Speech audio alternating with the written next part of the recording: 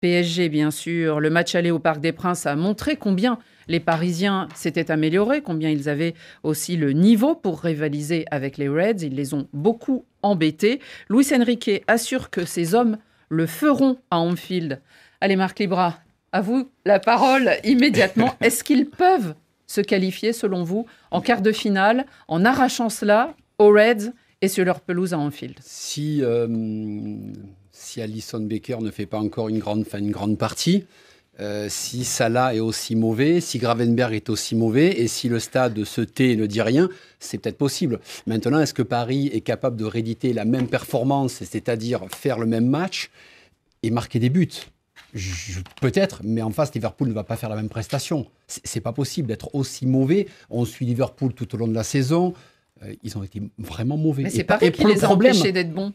C'est peut-être Paris qui les a empêchés d'être bons, mais pendant 5-6 minutes, Paris fait un petit relâchement parce que Salah est sorti. Nuno Mendes se prend des ailes en disant moi je vais jouer un ton plus haut. Bon, le but, il fait la différence des grandes équipes. Donc ils n'ont pas su faire la différence. Dans les têtes aussi, ce but-là, c'est un but assassin dans les têtes. Il faut soigner les têtes. Alors la Ligue 1, on n'en parle pas, ils n'en ont presque rien à faire. Mais pour moi, Paris, ça va être très difficile. C'est possible, mais ça va être très, très difficile. Benjamin. Ouais, je pense aussi que c'est possible et je crois que Luis Enrique a de quoi être satisfait de la performance en général de son équipe. On ne s'attendait pas forcément à voir un Liverpool aussi très peu influent et je dirais même amorphe dans le jeu. Mais Benjamin, on ne s'attendait pas non plus à un PSG aussi maladroit. On avait l'impression que c'était un peu derrière. Oui, parce que bon, on s'est un peu laissé berner par la performance de Dembélé qui marquait but sur but. Mais on pensait que le problème de l'efficacité de Dembélé était résolu. Et pas que de Dembélé, même Barcola. Oui, et là, du coup, dans ce match-là, c'est où la marque de fabrique des grandes équipes. On parlait tout à l'heure, avant le début de l'émission. C'est le révélateur, ces matchs-là. Le Real. On peut aimer, on peut ne pas aimer. D'ailleurs, Xavier n'aime pas beaucoup. Mais il faut reconnaître une chose à cette équipe du Real, c'est que quand elle arrive dans ce genre de match, dans cette compétition-là, où c'est l'efficacité qui prime avant tout, elle est souvent au niveau. Oui. Et c'est où le PSG a encore un cap à passer. Parce que dans le jeu, c'était flamboyant. Moi, j'ai été au parc, j'étais ébahi par tout ce qui se passait. Et mais oui, allez, dites-le. Oui, voilà. Il manquait juste ce but-là, peut-être pour conclure une soirée qui aurait pu être... Mais avec même un seul but, je pense que ça aurait suffi.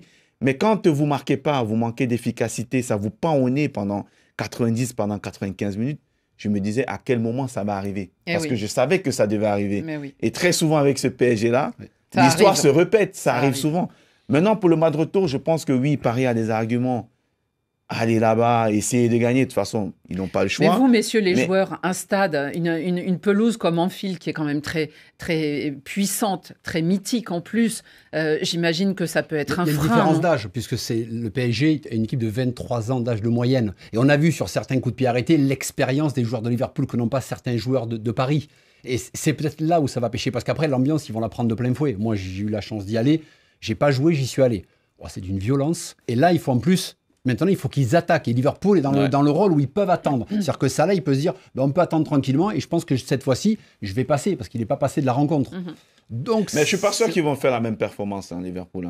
Ça m'étonnerait. Ils vont être à domicile. Je pense qu'ils auront plus le ballon.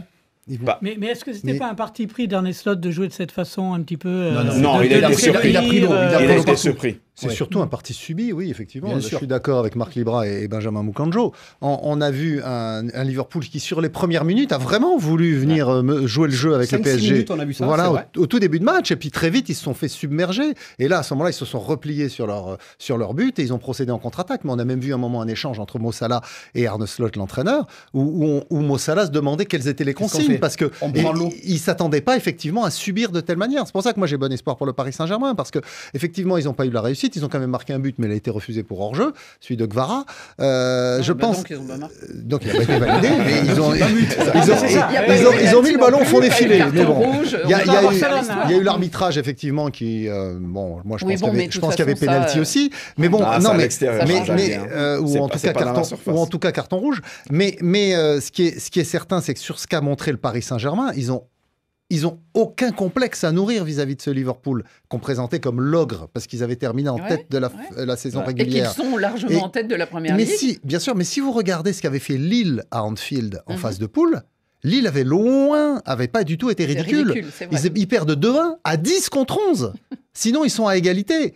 Donc, moi, je crois qu'il y a... À la fin, ils perdent. Ils perdent, oui, mais ils perdent à 10 contre 11. Mais il faut se souvenir que l'an passé, ils avaient perdu au Parc des Princes contre Barcelone. Et j'allais y venir. Et la saison dernière... Ils étaient allés gagner 4-1 à Barcelone. Histoire, Alors effectivement, le contexte est un peu différent. Il y a un élément important qui était évoqué, je crois, par Luis Enrique, mais en tout cas qui de toute façon est une réalité, c'est que l'année dernière, ils avaient eu une semaine complète pour préparer le match retour à Barcelone, puisque le match de championnat avait été reporté.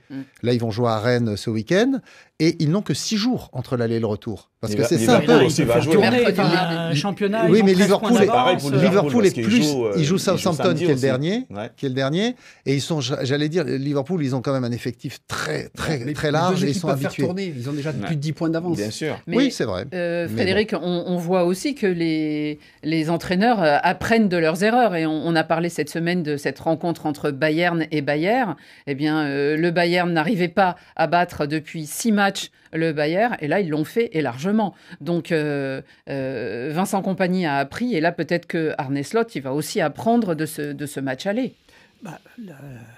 Les Parisiens, la balle est dans leur camp, et il faut marquer 2 buts, sinon il faut 2 buts d'écart. Sinon, ce sera la séance des tirs au but à l'arrivée. Non, Marc, oui. Moi, ce que je veux dire, c'est que ce qui est important, c'est que depuis ce match de City, Liverpool était prévenu de ce qui allait se passer. Depuis 1 mois et demi, que Dembélé, il frappe 2 fois, il met 3 buts. C'était exceptionnel. Et en plus, ils ont pris cette première mi-temps, parce que c'est la seconde, Paris a baissé un peu le temps, la 70e. Mais cette première mi-temps, ils se sont fait marcher dessus. On n'avait pas vu Liverpool depuis très longtemps se faire marcher dessus. Et là, donc, il y a 2 révélateurs qui font qu'au match retour, ils ne feront pas les mêmes erreurs. Ils ne feront pas les mêmes erreurs. Annie, je vous avais dit, pendant 1 mois et demi, quand vous êtes au tirage au sort, vous prenez Paris, vous dites « Ah, super ». Puis après, vous ne jouez pas. Et pendant 1 mois et demi, vous dites Paris. Et Slot, à la fin du match, raconte et nous explique « Je suis content parce que Paris, depuis 10 matchs, ils ont mis 35 buts et nous, on n'en a pas pris. » Et donc là, à partir de là, Liverpool ne pourra pas faire parce qu'ils étaient prévenus et ils se sont fait bouger. Donc, ça va être difficile pour les Parisiens. Il ne faut pas oublier qu'à l'automne, dans la phase de poule, il y a eu une défaite contre Arsenal, une défaite contre le Bayern, et là, c'est Liverpool. Donc, oui, battre Brest en mettant 7 buts lors du barrage, la démonstration pour le PSG. Mais là, c'est peut-être pas le plafond de verre, mais on sent bien que face aux gros cadors européens, ce manque de réalisme offensif, ça Après, y a pas... Alors, que disent nos auditeurs non, ils y croient pas véritablement. Il y a quoi? Il y a Hussein qui dit « Moi, j'ai parié ma chemise que le PSG ne se qualifierait pas. » Donc, bon, il ne prend pas trop de risques. Le PSG va éliminer Liverpool. Ça, c'est Steve qui nous dit ça. Liverpool sauvé par son portier. Et on vous passera tous les commentaires sur Donnarumma, le gardien du PSG. Frappe cadrée, il n'y en a eu qu'une. C'est pas la boulette, mais on peut pas dire qu'il a eu la main très ferme quand même, Donnarumma, et c'est pas la première fois malheureusement en Ligue des Champions. N'en déplaise à Laurent Salerno, notre réalisateur. Autre match à suspendre. Oui, il a un petit penchant. C'est son agent. Il a un petit penchant affectif pour les Italiens. Autre match à suspense. Quand on regarde la prestation d'Alisson. Exactement. Peut-être qu'on verra ça. C'est entre. Alors j'espère que Rémi nous écoute. C'est entre l'Atlético et le Real, dans le stade du Metropolitano de Madrid. Le match à Bernabéu s'est terminé par une victoire, mais des Madrilènes et de ceux qui recevaient, c'est-à-dire du Real, mais une victoire très serrée. Ils ont pris le meilleur, certes, sur le score de 2-1. Mais comme pour les Reds, les Merengues, qui n'ont pas pu compter, eux, alors qui étaient un peu en dessous aussi, qui n'ont pas pu compter sur leur star. On attendait Mbappé, on attendait plus de Vinicius. Bellingham, ça c'est important, sera de retour. Ouais. Vous donnez avantage à qui, Benjamin? Parce que là, l'Atlético, on les connaît. Le côté hargneux, le côté je ne me rends pas, je ne lâche pas. Attention, Rémi est dans sa voiture, il écoute. Je vais peut-être décevoir les Madrilènes, mais quand on regarde le match, certes, le Real a gagné, mais sans briller. Le Real a fait ce que le Real a l'habitude de faire. Mais si je dois uniquement me fier à la performance de ce match aller que j'ai vu, l'Atlético avait beaucoup plus de maîtrise dans le jeu. L'Atlético, pour moi, avait un jeu beaucoup plus consistant. Donc, je pense qu'à domicile, d'autant plus qu'elle sera à domicile, il n'y a qu'un seul but. Un but, ce n'est pas énorme. À l'inverse de Paris, qui est obligé de se déplacer, elle sera à domicile. Et ça peut beaucoup compter. Donc, je pense que l'Atlético a de fortes chances de gagner ce match. Si et seulement si, encore une fois, ces stars qu'on a citées, Mbappé, Vinicius et Bellingham, sont un peu en dessous de ce qu'ils nous montrent, notamment Mbappé, de ce qu'ils nous montrent depuis un moment, il y a de fortes chances que l'Atlético gagne. Mais j'aime beaucoup cette équipe de l'Atlético cette saison. Je trouve que El Cholo, il a changé sa philosophie de jeu. On sent que c'est une équipe qui a envie de jouer. Moi, je disais, avec l'effectif qu'il a, comment se fait-il que cette équipe ne joue pas au foot? Avec Julián Là, contre Alvarez, le Real, je vois du mieux, même si, Oui, en fait, voilà, il y a encore cet ADN-là qu'il a du mal à changer. J'entends ce que dit Benjamin, et moi j'étais très excité quand je vois la rencontre, mais on a vu les deux rencontres cette saison. La dernière rencontre s'est soldée sur un partout, l'Atlético menait, Madrid a marqué à la fin. Mais c'est Julián Alvarez, le révélateur, c'est lui qui fait la différence, qui m'inspire, parce qu'autrement, dans le jeu, ben là, ils ont reculé, ils ont joué très bas, ils ont ficelé, que ce soit Vinicius ou Mbappé, ben, ils les ont ficelés, ils ont réussi, mais en essayant de les ficeler, ils n'ont pas pu se projeter. Et si Julián Alvarez, il ne peut pas faire des exploits à chaque fois.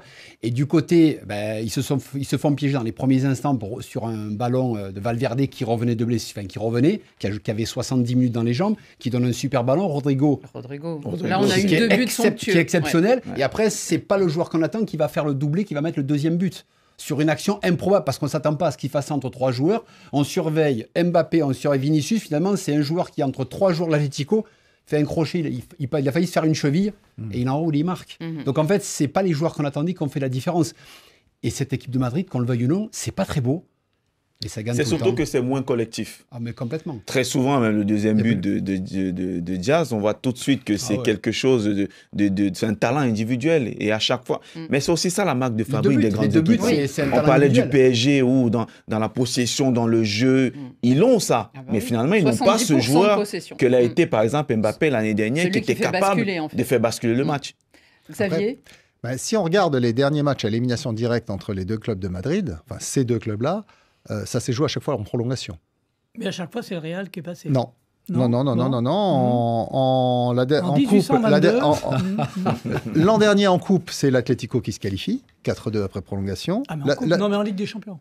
Ils ne sont pas rencontrés depuis une éternité en Ligue des Champions. Finale quand même. Oui, mais ça remonte à 10 ans ou 8 ans.